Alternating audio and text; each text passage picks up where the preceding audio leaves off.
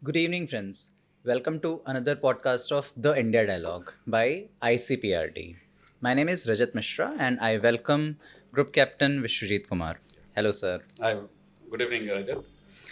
Sir, there are lots of things which are happening in West Asia, or we call it Middle East as well. From last 7th of October, when Hamas attacked Israel, Israel retaliated. Then the war or battle with Lebanon, Hezbollah, killings of its heads of Hamas as well as Hezbollah. Lots of things are happening. So, why do you see these things are spiraling out? And what's the main reason behind it, sir? Yeah, Rajat, if you see the history of Middle East, I mean, it's extremely complex and with too many players. Of course, on every time you will find Israel on one side, and the other side players keep changing. Sometimes it is Hamas, sometimes it is Hezbollah, sometimes it is countries like Egypt, Syria, Right. Lebanon.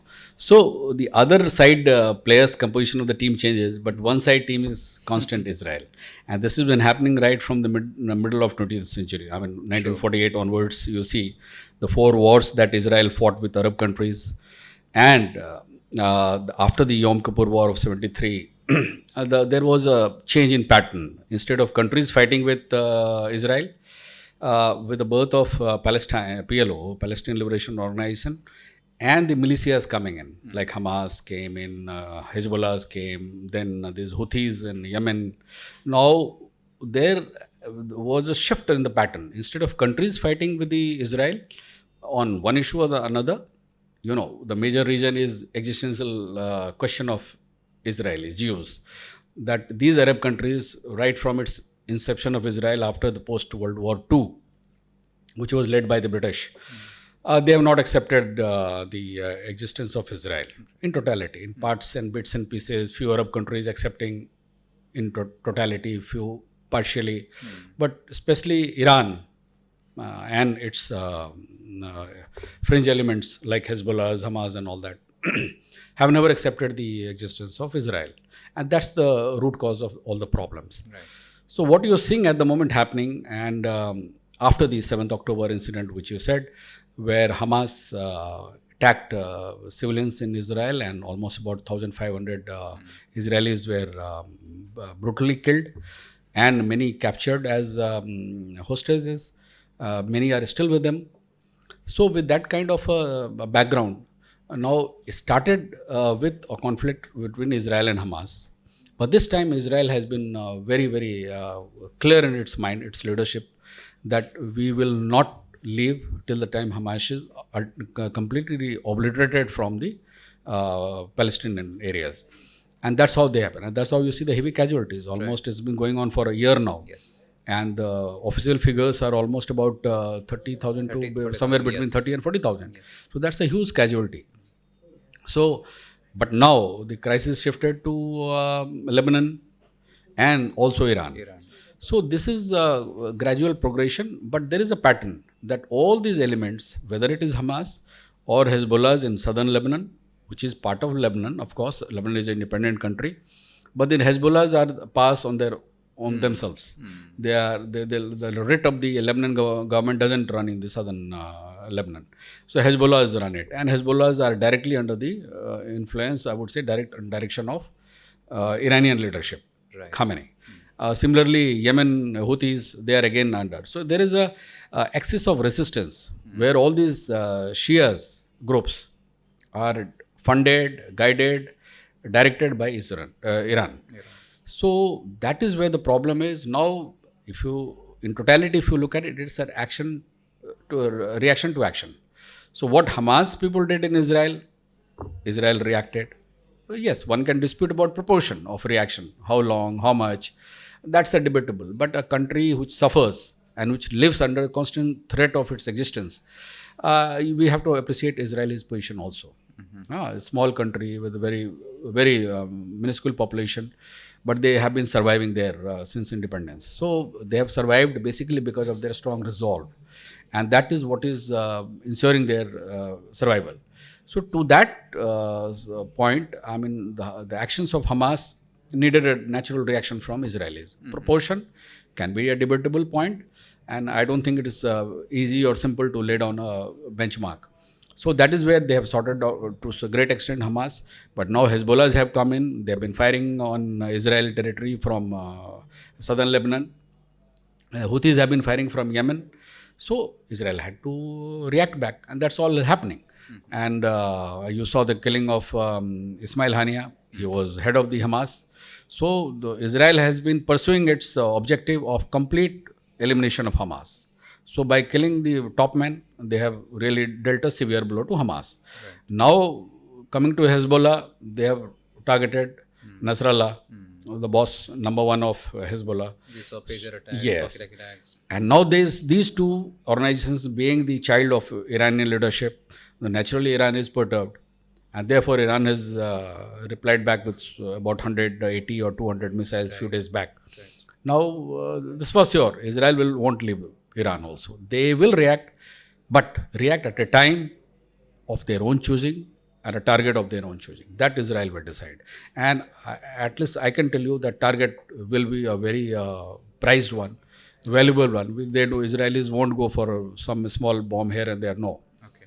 They will go for a important target, and which I think everybody understands what it could be. It's a matter of time. Let's wait and watch. Right. So, interestingly, when you're talking about the proportion and the time of choosing, so obviously you're sure that this will go on for a while. But, sir, there are concerns of World War III as well. So, what do you see the future of it? Will there be a peace? Will there be some solution of it? Or we are going to see a World War III? Yes, there is a legitimate doubt in the think tanks and the people all over the world that the way Russia-Ukraine crisis has been now going on for now 2-3 years now, with this Israel thing expanding from Hamas to now Hezbollah to Yemen and Iran and all that. So there is a lurking fear that probably it may lead to World War III or some configuration of a larger proportion where it could again turn out to be Israel and the entire Arabian countries. Yes, the doubt is very natural, and the possibility cannot be 100% ruled out. That is also for sure. But yes, but one thing we need to understand that war has got a heavy price. Right. And with the today's modern warfare, where the price is even higher. So any country which think of getting into that kind of a situation, whether it is Iran or any of its friend countries, for the moment, I am sure that unlike in the past when Egypt got involved, Syria got involved, okay, I don't see any chances of Egypt getting involved. Right. Okay, Saudi Arabia as it is will not involve because they have their own equations with Iran. So there is a vertical divide in the Middle East countries also. Because if you remember, just before Hamas attack happened in Israel, it is almost construed or said that it was done on the instigation of Iranians, basically because Israel was almost going to settle a permanent friendship deal with Saudi Arabia. So to preempt that, Iranians did this. Okay. So I am sure, major country being Saudi Arabia and its own friendly countries, they are not going to get into this conflict. Right. So seeing all these countries not actively getting into, unlike earlier Arab-Israel war, I see the conflict getting restricted to between Israel and Iran primarily, or Israel and the affiliates of Iran, what has been happening till now. So I think more or less it will remain there, bits and pieces or sometime in larger proportion, but it will remain entirely between Israel and Iran as far as my assessment goes. And that, yes, of course, degrees can vary. Now that the Iranians have fired ballistic missiles on Israel, they will reply back. Right. And they are duty bound to reply back in self-defense. So that will happen. But overall, I don't see any chance of World War III. Yes, Russia-Ukraine is also one of the trigger point where, the NATO role and the Russian and Chinese, they have their own alliances and bits and pieces. These things keep coming up in the news. But overall, I have a feeling that even when UN is almost become non-existent, that. That's a very sad part of the story. But we'll not get into UN at the moment. But having said that, World War III chances are at a very, very far distance. At the moment, I don't see. Right. Yes, tomorrow or maybe a few months down the line, if something goes so drastically wrong, nothing can be ruled out in international relation.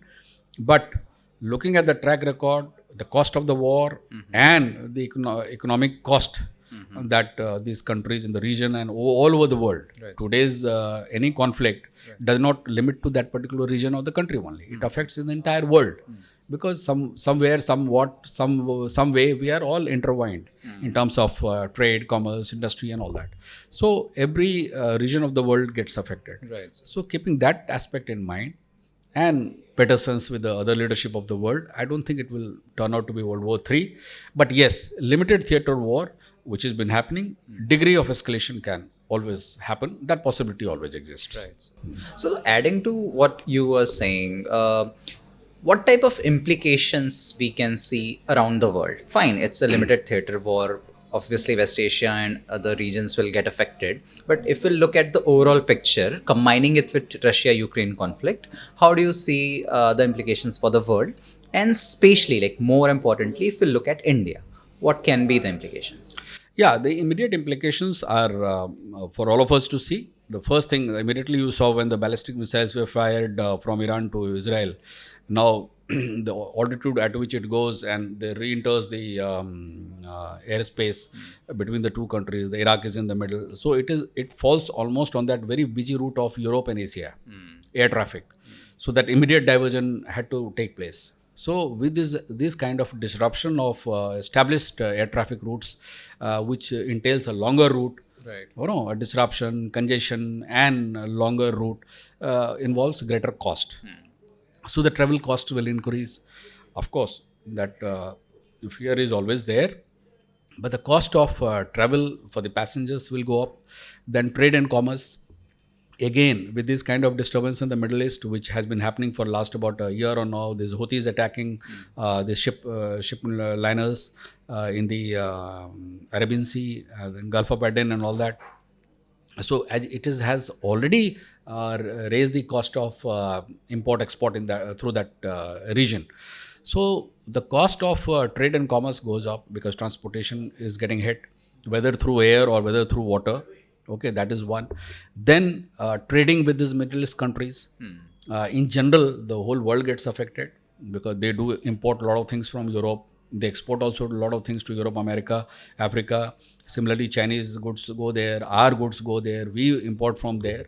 So mutual trade takes place. Right. So with the entire Middle East being somewhere disturbed in that, especially the Suez Canal and Gulf of Aden and all that, which is a very busy trade route. So that getting affected, the trade is the immediate hit, which raises the cost of trade, and things become costlier. You see the Brent crude prices, which went off from about $68 to 75 in a day or two. Yes. Our shares crashed yesterday about 2%. Right, for 2 days now. The gold is trading at the highest cost. Okay, so the immediate fallout is, of course, these things: the travel cost, trade and commerce, shipping, they become costlier, which is not good for any economy. It basically is a retarding factor for growth of any, of course, the Middle East countries and also the countries all over the world. That is one.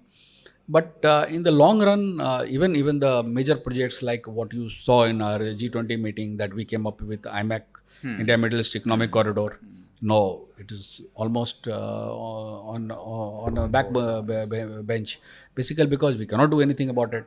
It was a very well thought out, and it's a very wide spectrum. It was something linking India with the entire Gulf countries and Europe, and subsequently to Africa and America. So with that kind of a major projects have been put on the back burner. So these are the things which affect, and of course added with this is the Russia-Ukraine, which is already depleting Europe with so much of disturbance in gas, oil, and supply, and all the things. Yes, of course, one of the beneficiaries, only beneficiary of war and conflict is arms industry. Everything has got two sides of the same coin. So their losses are these: trade, commerce, cost going up, travel cost going up, and delays. Okay. But yes, their arms industry will be very happy to have as many conflicts all over the world. Oh, so the primarily the players, Americans, not say Chinese. These are the countries which gain because their weapon industries benefit Russians, because Russian will now in this conflict will find Russian weapon coming into Iran. Yes, through Iran, You yes. know, so Syria, Iran, they are Russian side, so their industry. But so these are the price that one has to pay. But yes, as far as India is concerned, primarily our cost, because if you see last year's import bill, about 675 billion is our imports last year, and in that about 180 billion is about only crude. Crude oil. So any $1 change, the kind of price that we have to pay. So we are very constrained as far as crude import is concerned. Yes, government of India has tried to increase the basket of imports from South America, from Russians, from Americans. But yes, somewhere the route of their shipment coming is, of course, Arabian Sea. Right. So that is a cost that we have to keep in mind and will be costly for our economy. Uh, Barring the trade and commerce, India, of course, doesn't get in terms of involvement in otherwise. India's role has been as a friendly to all the Middle East countries. We are friendly to Israel. We are friendly to entire Middle East countries. Rather, our level of relationship, I would say, has improved by leaps and bounds with the countries in Middle East, with UAE, with Saudis, and every country we have a very good relation. So, India would not like to see situation going out of hand. India would do all it can do to try and contain the situation in Middle East by coaxing Israelis also, Iranians also, to somewhere cool it off. But yes, the world has its own equations. Russians will like to divert American effort in from Ukraine to somewhere this side, so that Russia doesn't bear the brunt of it. Okay, so the different strategic implications are there. Precedent Yeah. also will change. Yes, so these things will keep happening. But overall, I feel that it should not be very, very severe situation for India. It's a temporary phase where because of the crude prices going up and trade getting affected to exports to Middle East, the cost factor for Indian economy is a little high. That's why the government had a meeting yesterday where all the Ministry of Commerce and other officials under the Prime Minister's Honorable Prime Minister, they had a meeting to take a stock of the situation. So that is one area of worry for India. But overall, for the world, of course, it is the trade and commerce which is the main thing. And of course, any escalation in tension, any part of the world is a point of worry for all the countries of the world. Let's hope for the best that it somewhere subsides, because Gaza more or less has cooled off with Israelis achieving most of its aim. But now Israel will have to calculate how much to involve with Iranians and Hezbollahs. I think somewhere they will draw a line with, of course, active guidance and pressure from Americans. I think Israel will also try and come down to a middle path, and somewhere we should find things cooling off. That's my hope. Right, sir. Thank you so much, sir, for explaining this in detail, and more importantly, giving us the glimpse of what we can foresee now, what are possibilities in the future, and how other countries can react, and how especially India should react to all of these situations happening. Thank you so much, sir. Absolutely. You're most welcome. Thanks, Rajat. And it is in India's interest, and like any other country's world interest, that things cool down as quickly as possible in Middle East. That is good for the world and good for the country, India also. Thank you so much. Thank you, sir. Thank you.